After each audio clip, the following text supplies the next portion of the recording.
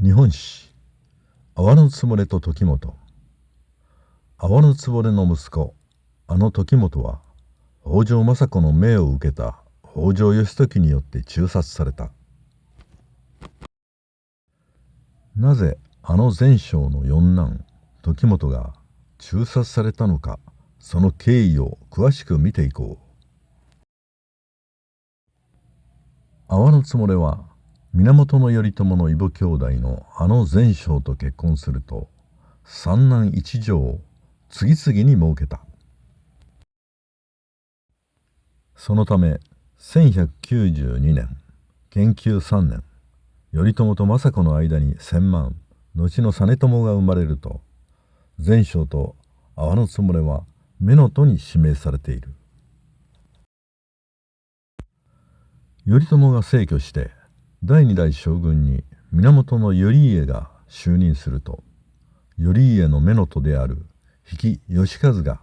北条時政を抑えて幕府の権力を掌握する。前章は北条氏と頼家の抗争に巻き込まれて謀殺されている。さらに阿波の局の子ではないが、前章の長男雷禅が京都の延年寺で出家していたにもかかわらず、頼家の命令で暗殺されるのである。頼家はさらに阿波の局も差し出せと政子に迫ったが、政子は我が子頼家から妹の阿波の局をなぜか救っている。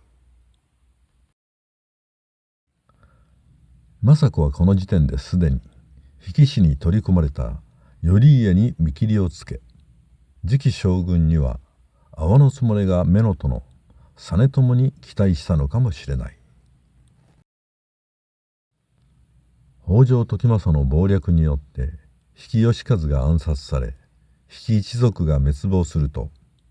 時政は頼家を廃してまだ12歳の実朝を将軍に据えた。実朝が将軍に就任したことで、姉の政子と妹の阿波の局の力関係が逆転する。当時は生みの親より育ての親で、実朝の生母の政子よりも乳母の阿波の局の方が権力を持つことになる。鎌倉の御家人たちも次第に将軍実朝に発言力のある阿波の局にすり寄ることが多くなった。阿波の局は実朝の側近には四男の時元を配し、また娘は公家の藤原金助に嫁がせている。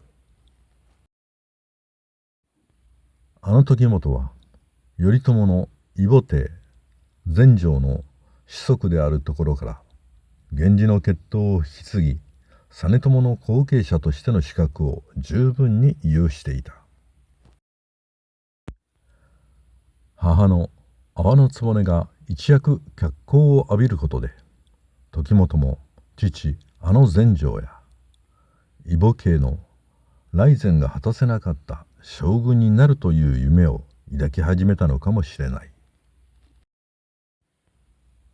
北条時政と牧の方が実朝を廃して娘婿の平賀朝雅を将軍にしようとしたという疑いで、政子と義時に鎌倉から追放される。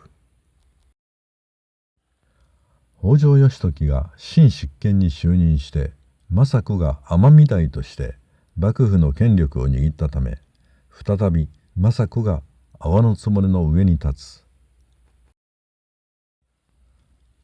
政子と義時はこの頃から実朝以外の源氏の血統を継ぐ人物が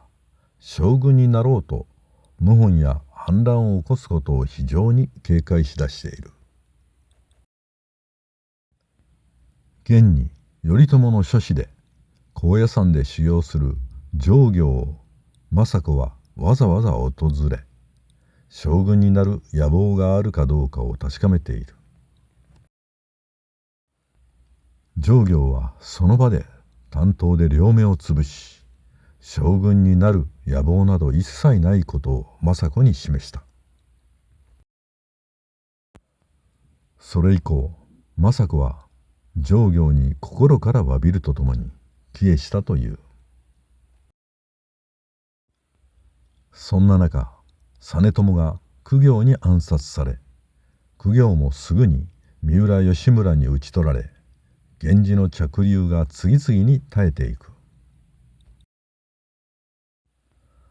実朝の死去を契機に、朝廷と幕府の関係は急速に悪化する。後鳥羽上皇は、源氏将軍が絶えた今こそ鎌倉幕府を叩くチャンスと考え、北条義時追討の院宣を下し、承久の乱が始まった。時元は上皇からの院宣を領地の駿河の国で受け取ると、兄弟たちと放棄する決意を固めた。源氏の血統を受け継ぐ者として、時元と2人の兄弟は東国を支配しようと駿河の国の山中にこもって兵を集めた。これを知った北条政子は義時に命じて、時元の鎮圧軍を直ちに派遣するよう指示している。時元ら3兄弟は義時が派遣した鎮圧軍に敗れ自陣したという。実朝に代わる将軍は都からまだ2歳の三虎、後の九条頼経を迎えた。阿波局は夫全成と実朝と、そして3人の兄弟をすべて失ったが、三虎の世話をしながら政子と尼御所で静かに暮らした。政子も同じく夫の頼朝とすべての子供を亡くしていたため、同じ境遇の者同士としてなだめ合って過ごせたのだろうか。阿波局は北条義時に続き、北条政子が亡くなった2年後の1227年嘉禄3年に逝去した。執権の北条泰時は阿波局が叔母であることから、慣例に従って30日間の喪に服したという。